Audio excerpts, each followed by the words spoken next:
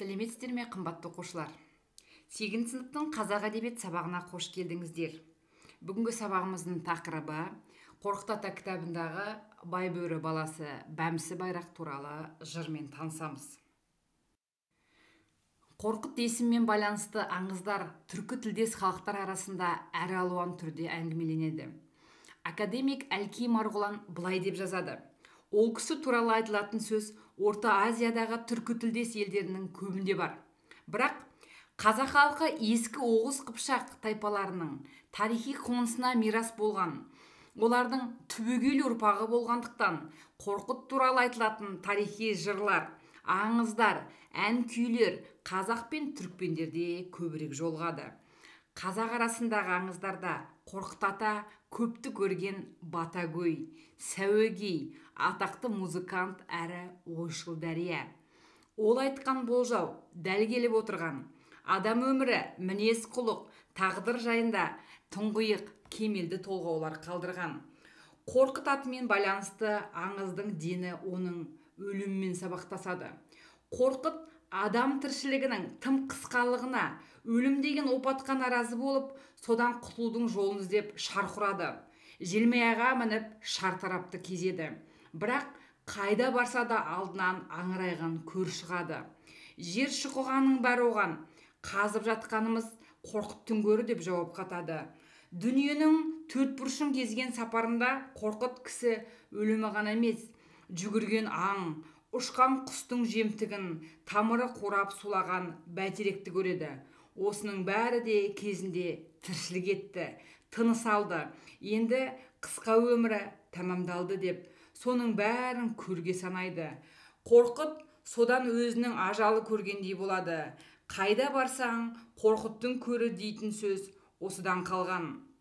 Кең аңыздарда жер ортасы сырға қайтып оралған Қорқыт өлерін сезген соң айнымас серігі желмаясын сойып, оның терісін қайық қылып ертелі кеш қобыз тартады.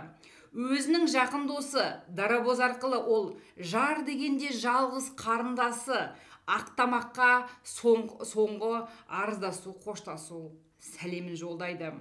Қорқыт ата күндемей, түндемей өмір жырын толассыз тартады. Ажал талай рет төніп келеді. Бірақ бебеу қаққан қобыз күйі оған Қорқытты алдыртпайды. Ұйқысыз өткен талай күн, талай түндерден қалжыраған Қорқыт ата бір сәт қалғып кеткенде, ажал қайрақ жылан дейтін улы жыланның бейнесінде келіп Қорқытты шағып өлтіреді. Міне, қазақ арасындағы Қорқыт жайындағы аңыздардың бір саласы осындай. Қорқыт ата кітабы түбі бір түркі халықтарының ортақ әдеби жәдігерлерінің бірі. Адамзаттың мәдени мұрасы ретінде әлемдік деңгейде зерттелген туынды.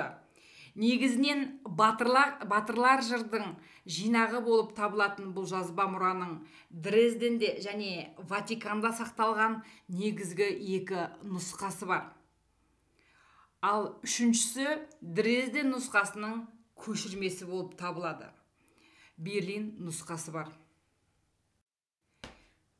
Байбөрі баласы Бәмсік байрақ туралы жырының мазмұнымен танысайық. Байындар хан той жасап, төңіректі түгел шақыртады. Тойға Байбура дейтін қартта келеді. Ол Байындар ханның қаптаған үрім бұтағын көргенде өзінің перзентсіз қубас екендігіне есіне түсіп, Тәңірден бала тілеп зар болады. Көпшіліктің тілеуімен Байбура бек ұлды болады. Байбижан дейтін бек Құдайдан қыз сұрайды. Оның тілеуін де беріп, әйелі қыз туады.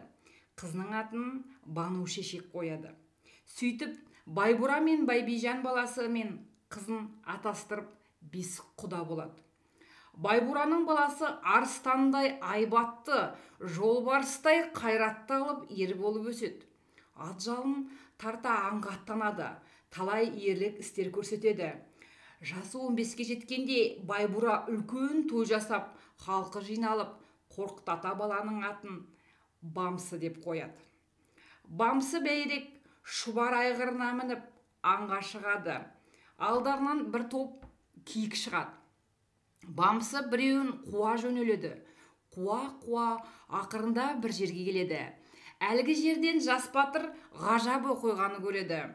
Айдалада көгалда қызыл шатыр тігілген, ішінде сұлу қыз отыр. Бұл өзімен бесікте атастырған Бану шешек еді. Бану қыз келген жігіттен жөн білуге жеңгесі Қысыршаны жұмсайды. Қысырша жеңге батырдан сауға сұрайды. Жігіт өзінің кім екенін таныстырып, іште отырған аруды көргісі келетіндігін айтады. Сол кезде отаудан бір сұлу қыз шығып, мен Банудың күтуші боламын. 3 түрлі шартым бар. Менімен бірге аңға шығасың, атымның атын озып келсе, садақты менен алысқа тартсаң, күресте жықсаң, онда Бану сендік болады дейді. Сөйтіп, екеуі аңға шығады. Батырдың аты бәйгеден келіп, тартқан оғы алысқа түседі. Ең соңында екеуі күресіп, бірін-бірі ала алмай ұзақ алысады. Ақырында жігіт қыздың жауырынын жерге тигізеді. Сол кезде барып қыз, Бану шешек мен едім дейді. Екеуінің арасындағы сүйіспеншіліктің белгісі ретінде Бамсы қолындағы жүзігін шешіп, қыздың қолына кигізеді. Бәйрек қызбен қош айтысып, ордасына келіп, үйленгісі келетінін білдіреді. Байбура ақсақал елімен ақылдасып, құдалыққа Қорқыт атаны жібереді. Әлқиса. Бұл кезде Бану шешектің тентек ағасы Қаршар шатыр тігіп, өзінің серіктестерімен ел шетінде отыр еді. Қорқыт ата келіп, қол қусырып, бас иіп, сәлем береді. Аты шулы ожар Қаршар аузы көпіріп, менің жерімді рұқсатсыз тірі жан басып көрген жоқ. Сені ажал айдап келді ме деп долданады. Сенің айдан анық, күннен жарық қарындасың Бану шешекті Бамсы бәйрекке атастыра келдім дейді. Қорқыт ата. Қатулы Қаршар, бура шөкпеген мың түйе, биеге шаппаған мың айғыр, қашпаған мың қой, құлақсыз құйрықсыз мың ит әкеліп берсеңдер ғана Бануды аласыңдар, деп құдалыққа келгендерді кері қайтарады. Қорқыт ата Байбураға келіп, Қаршар талап еткен қалың малды түгел айдап, қайтып барып, Бамсы бәйрек пен Бану шешекті қосады. Ол кезде үйленген жігіт садақ тартып, садағының оғы осы жеткен жерге шатыр тігіп, тойды сонан өткізген екен. Дәстүр бойынша бәйрек те садақ тартып, осы түскен жерге шатыр тіктіріп, ұлан асыр той жасайды. Әлқиса, саған беремін деген қызын Бәйбежан бәйрекке аттандырғалы жатыр деп хабар Гәуірлер бегінің құлағына жетеді. Олар 700 сарбазбен келіп, түн ортасында ұйқыда жатқан бәйректі тұтқындап әкетеді. Байбура мен кемпірі таңертең тұрып қараса, тойға тіккен шатыр жоқ. Төбесінде айнала ұшып жүрген құзғынды ғана көреді. Қарт Байбура қасіреттен қан құсып, шешесі бетін жыртып, шашын жұлады. Ордада күлкі түйіліп, 7 қарындасы қосаға Бану қара жамылады. Суық хабар лезде тарап, бәйректің елі азалы күндерді басынан кешіреді. Құсалы қайғыры жылдар жылдып өтіп, бәйрекке деген жұрт үміті бір жола үзіледі. Арада 16 жыл өткен соң қыздың ағасы Қаршар, кімде кім бәйректі өлі тірісін біліп келсе, соған қарындасымды беремін деп жар салады. Бұл сөзді естіген Ялаңшо ұлы Ярташық дейтін мен барамын деп шығады. Ярташық кезінде Байрақпен дос болған. Байрақ оған өзіне Бану арнайы тігіп берген жейдені сыйлаған болатын. Сол жейдені қанға малып, бейректің өлігінің куәсі деп Байындыр ханның алдына әкеліп лақтырып тастайды. Мұны көрген жұрт өгіздей өкіріп, қайта зарлайды. Жылап, Сықтағандарға тоқтау салып байындыр. Жә, жыламаңдар, жидені алдымен Бануға көрсетіндер. Бәйрегінің арнап тіккен жиде екені анық болса, тануға тиіс дейді. Әлгі жидені әкеліп көрсеткенде көзіне оттай басылған Бану, көзімді ашып көргенін, көңілімді бергенім деп алмадай бетін жыртып зар еңірейді. Сонымен Ярташық Бануды алмақ боп тойға мына кіріседі. Жалғыз ұлдан әлде күдерін үзе алмаған қарт Байбура тірі шығар деп далбасамен саудагерлерін Бейректің дерегін іздеуге аттандырады. Олар талай жерді аралап, ең ақырында Гәуірлер қамалына келеді. Мұнда Гәуірлердің ұлы мейрамы өтіп жатады. Олар дәм жеп, шарап ішіп, Бейректі зынданнан алдырып, қобыз тартқызып отыр екен. Бейрек келген саудагерлерден елінде болып жатқан әңгіменің бәрін естиді. Қабырғасы қайысып, амалсыз егіле жылайды. Әлқиса, Гәуірлердің бегінің бір қызы бар еді. Ол күніне Бейрекке бір рет келіп кетіп жүретін. Бүгінде дағдысы бойынша келіп, Бейректің көңілсіз отырғанын көріп, мұның себебін сұрайды. Қайғырмай қайтейін. Әкеңе тұтқын болғаныма міне табаны күректей 16 жыл болды. Содан бері ата-анам, ел-жұртым қапалықтан қаңқысуда. Мені өлді деп қалыңдығымды Ярташық дейтін біреу алғалы жатқан көрінеді, дейді Бейрек. Мұны естіген қыз жігіт өтте аяп, бұрынғыдан да бетер ұната түседі. Егер босатсам қайтып келіп, мені аласың ба дейді. Бейрек уәде етеді. Қыз арқан әкеліп батырды босатып жібереді. Бейрек еліне келе жатып, жолда жайылып жүрген Гәуірлердің жылқысының ішінен өзінің шұбар айғырын көреді. Айғыр да танып, жануар оқыранып келіп иесіне иіскелейді. Қос жанарың түнде жанған шырақтай, қылшық жүнің жібектей, қос құлағың егіздей, жылқыдан шыққан тектім, заты жылқы деген болмаса, жан серігім, қанатым, пырағым деп сипалап көзінен сүйіп. Бейрек шұбарына секіріп мініп, ел қайдасын деп тұлпардың басын қоя береді. Бейрек ел шетіне келіп, бір жыршымен кездеседі. Одан Ярташықтың Бануда алғалы жатқанын біледі. Батыр қарт жыршының қобызын алып, оған өз аты мінгізіп, жыршы болып әкесінің ордасына келеді. Орданың ішінде түбінен сарқырап бұлақ ағып жатқан бір бәйтерек бар еді. Бұлақтан суға алуға ботадай боздап, көзінің жасы көл болып ең кіші қарындасы келе жатыр екен. Хабарсыз кеткен жалғызым, ағатайым Бейрегім деп еңіреген қарындасының зары батырдың қабырғасын қайыстырады. Шыдай алмаған Бейректің көзінің жасы парлайды. Ағатайым деген сөзін жүрегімді елжіретіп, өзегімді өртеп барады. Соншалықты не қайғың бар басында? Алдыңдағы Қаратау кімге жайлау болды екен? Ағып жатқан қарасу кімге сусын болды екен?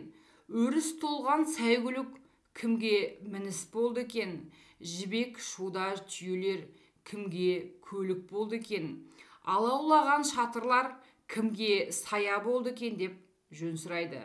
Қарындасы, бұл өңірдегі мал да, жан да, бәрі де жалғыз ағам Бейректікі еді.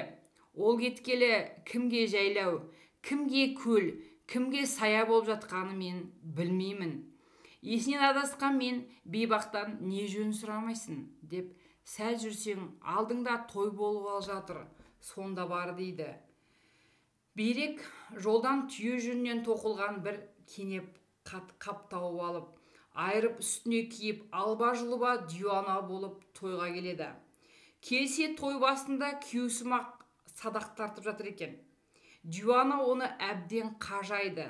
Намыстанған Ярташық Сорлы диуана, не деп тұрсың? Кел, менің садағымды тартып көр.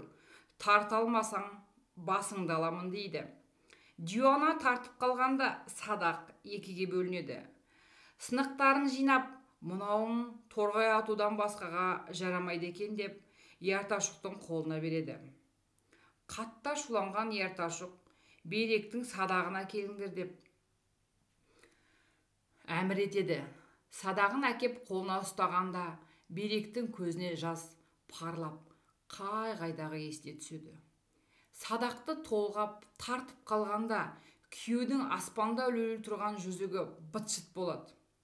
Бұл өнерге айызы қанып, риза болған Қазанбек диуананы қасына шақырып, оған бір күнге өзінің тағын береді. Еркіндік алған Берек бірден барып, қайта ұзатылғалы жатқан Банумен тілдеседі. Бану Беректің даусынан танып, қуанышы қойнына сыймай, атқа мініп, Беректің қарт әке-шешесіне шаба жөнеледі. Келе сала құлаған тауың орнында қонды. Сарқылған бұлағың қайта ақты. Қураған терегің қайта көктеді. Жылқың қайта құлындады. Түйің қайта боталады. Қойың қайта қоздады. 16 жыл хабар ошарсыз кеткен Берегің келді деп ата-енесінен сүйініш сұрайды. Қымбаты табылып, өлгені қайта тірілген қарт ата-ананы сөйтіп сөнген шырағы қайта жанады. Елінің мауқын басқан Берек соңына Оғыз батырларын ертіп, Гәуірлердегі кегін алып қайтады. Еліне келіп, 40 күн ойын, 40 күн тойын жасап, Бану шешекті қайта алады. Жырдың идеясы. Жырдың негізгі идеясы батырдың өз елін сүюін, ата-анасына, халқына деген махаббатын жыр ету. Сонымен бірге халыққа қорған болған батырды дәріптеу. Жыр Берек, Бану секілді екі жастың арасындағы адал махаббаты, Берек пен қарындасының арасындағы бауырластықты ерекше суреттейді. Шығармада әділетке қарсы тұрған зорлық күшінің қалайша күйрейтіндігі өте нанымды дәлелденген. Жырдағы қарт ата-ананың перзентке деген шексіз ықыласы, ынтасы өз алдында дербес желі құрайды. Зарлап еңіреп жүріп көрген Берегінің айрылған қарт Байбұра қайғыдан көзі әз болады. 16 жыл хабарсыз кеткенде де әкесі Байқұс баланың күдерін үзбейді. Жырдағы ата-ананы баладан, сүйікті жарды тектісінен, қарындасты ағасынан, халықты қорғаны болған батырдан айырып жүрген зұлымдық қас жау келбеті де ерекше суреттелген. Бірақ ол қаншалықты тырысып баққанмен әділетті атаулыны жеңе алған жоқ. Өзі тапқан бақастық өзіне көр қазды. Осы айтылғандардың бәрі де жырдың құнын арттыра түседі. Бамсы Бәйрек жыры көптеген түрік халықтары эпосына арқау болған белгілі сюжеттік арнаға құрылған.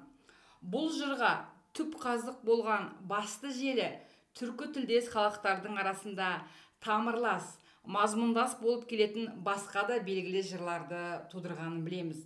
Атап айтқанда, қырғыздың Жаныш пен Байыш, Манас жырлары, қазақтың Алпамыс, Қозы көрпеш Баян сұлу жырлары мен Желкілдек атты ерлік ертегісі.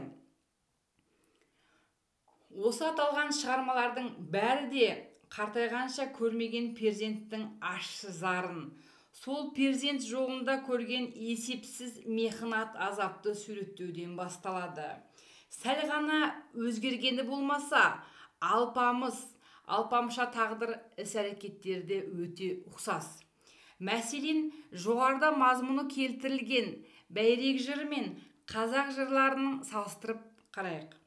Қозы көрпеш Баян сұлудағы Қарабай мен Сарыбай, Бамсы Бәйректегі Байбұра мен Байбижанда, Алпамыстағы Байбөрі мен Сарыбайда перзентке әбден зарығып жетіп, бір-бірімен бес құда болған. Бұдан арғы жыр жалғасы сюжеті жағынан алпамыс пен бәйректің тіпті тамырлас бір екендігі дәлелдейді. Алпамыс Гүлбаршынды алуға кеткенде Қалмақтың ханы Тайшық Байбөрінің елін шауып кетеді. Мал мүлкін, елін азат еткелі барған Алпамыс Қалмақтың қолына тұтқынға түседі. Ал гәуірлер болса, бәйректі Бану Шешекке үйленген түні қапалыста тұтқындап әкетеді. Екеуін де жаулары зынданға тастайды. Алпамысқа Қалмақ ханының қызы Қаракөзайым ғашық болса, бәйрекке Гәуірлер бегінің қызы ынтық болады. Екі қызда өздері асық болған тұтқын батырларды бір көруге күніне зынданға келіп тұрады.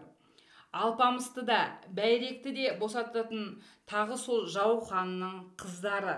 Екеуі де зынданға 40 құлаш қыл арқан тастап шығарып, батырдың қайтып келем деген уәдесін алып қалады. Алпамыс бәйрек жырларында тұтқыннан босанған батырдың ел шетіне келуі, басына түскен ауыр тағдырда өте ұқсас суреттеледі. Елінің халін өз көзімен көру үшін олар диуана болып келеді. Ел шетіне келген Алпамыс ұлтан құлдың күллі қоңыратқа бек болып, Құптай бабасын қойға, Байбөріні түйеге, шешесін қарындасын күңдікке, жәдігерін қозыға салып, сүйіктісі Гүлбаршынды алғалы жатқан Тортайдан біледі.